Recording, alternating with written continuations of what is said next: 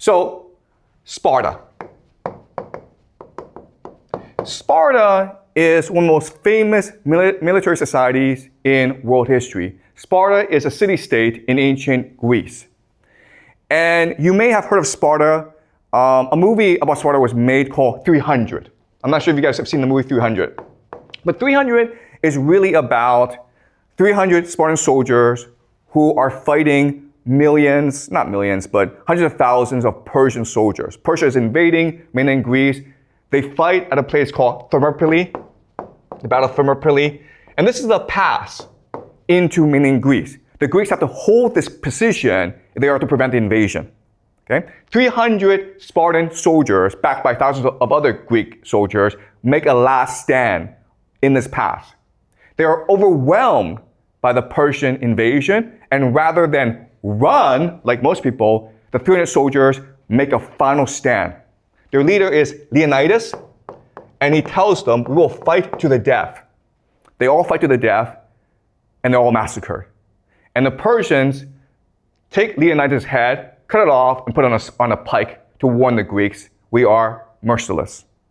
Eventually, the Greeks, inspired by the sacrifice of Leonidas, they will repel the invasion and destroy the invaders. So, how do we get this culture?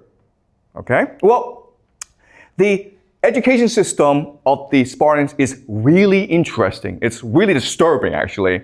So, young boys at age 5 and 6, they're taken away from their homes. And they are put in a school run by older boys. Okay, so the older boys are maybe like 10, 11. And so what happens, as you can imagine, is the older boys beat the crap out of the younger boys. Okay? From day one, there's no education. They're not learning anything. All that's happening is the older boys are just beating the crap out of the younger boys. But because this is happening, we call this like hazing, okay? And this happens actually a lot among fraternities and sports teams. When they're getting the crap beaten out of them, it builds solidarity. It builds brotherhood. So these young boys who are 5 and 6, they learn to love each other because only by helping each other can they survive the brutality. Okay? Then what happens is when they become 11, 12, 13, when they hit puberty, this is really interesting, they become mentored. Okay? Mentored by an older soldier, an older Spartan soldier who's maybe 28, 29, 30. But he has a family. They become lovers. They have sex with each other. And this builds group solidarity. Okay, so during hazing phase, these young boys learn to trust each other. They learn how to bond with each other. During the mentorship phase, these young boys learn to think like in a hive mind, okay? They learn to be part of a larger group. Then when they turn 18, they graduate, okay? And in order to graduate, what they do is this. They have a mission. So the Spartans have slaves called helots, okay? These are just people that they've conquered and who are now work as slaves in the fields for them, okay? They're like serfs. So there are lots of rules governing the helots. An important rule is curfew. So if it's dark at night, you cannot be outside the house.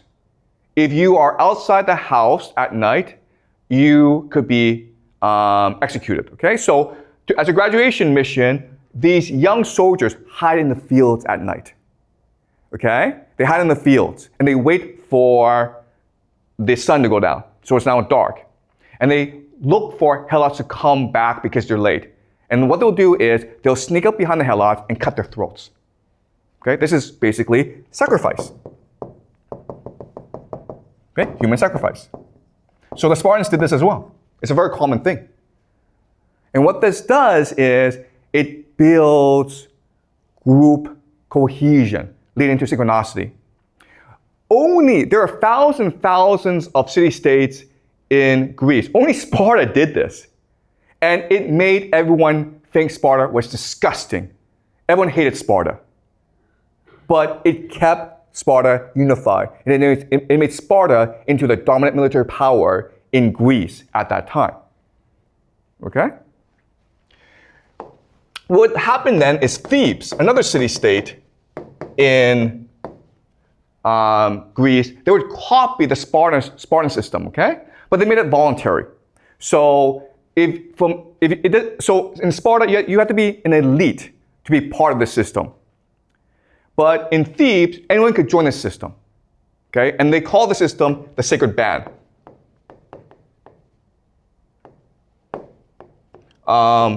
Of 300 soldiers. And they were, again, lovers, okay? But this is really important for you guys to understand. At this time in history, there's no concept of homosexuality. It was perfectly permissible. No one cared if you had sex with men or animals or whatever, okay? It was not a big deal. This comes much later in modern times. Back then, homosexuality was not considered a concept.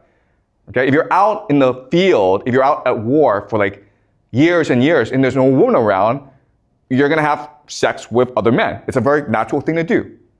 Okay, it doesn't mean you're homosexual, okay? So the Sacred Band of Thebes became the dominant military power after Sparta, okay? It's called the Sacred Band. And they were like the vanguard, they were the spearhead. They would be the first in battle. And they were so ferocious that their enemies would run away. Okay? Then what happened is that Macedonia would copy the Theban system. Who's the most famous Macedonian in the world? Do you guys know? Which Macedonian is the most famous ever in human history? You know the name, but you may not know he's Macedonian. Alexander the Great, okay? His father is Philip II. Philip II is the one who actually built the greatest army in the world, the Macedonian army. And it was Alexander the Great, his son, who would take this army and conquer Persia. Okay, we'll learn this later on. But Philip II learned all this from Thebes.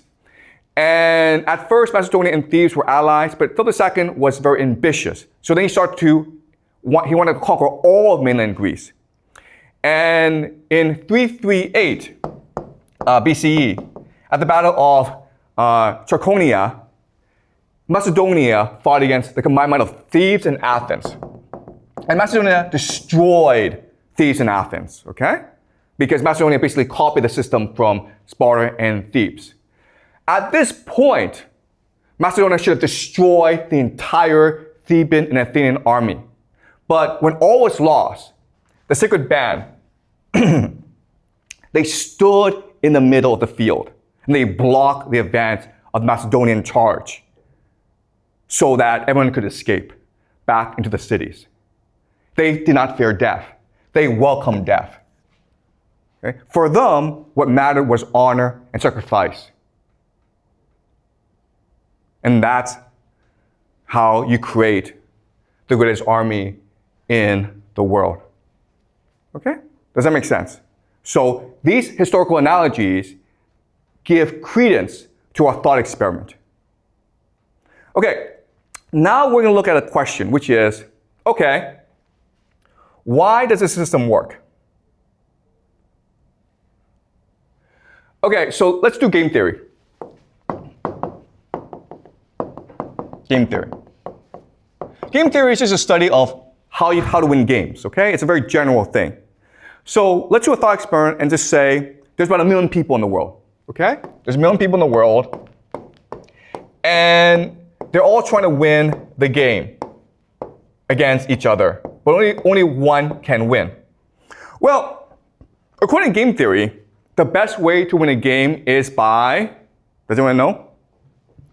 Cheating, okay? Cheating. If you follow the rules, you will never win the game, you have to cheat. And in this game, the best way to win is by coordinating with other people, right? Because everyone's playing by himself. So if you can work with other people, then that gives you a huge advantage over everyone else, right? The problem with this is the moment that people start coordinating, it forces an arms race of coordination. So maybe these few are working together. These 4 now are forced to work together, which now forces these 5 to work together. Okay? So, if you are the first to work together, you get screwed in the process. So, if you cheat, you have to cheat secretly.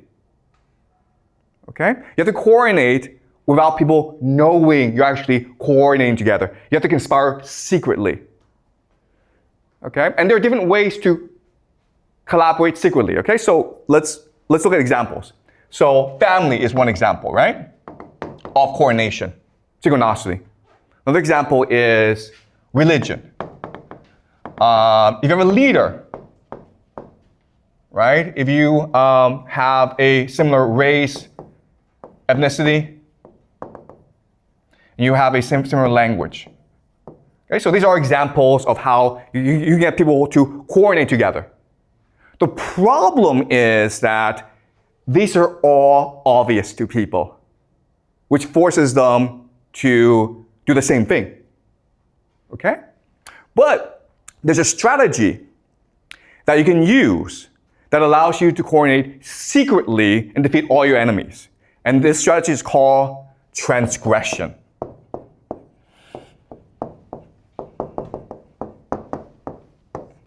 Transgression. The breaking of taboos, the breaking of social norms, the breaking of social laws. Transgression. Okay, so let's study this concept.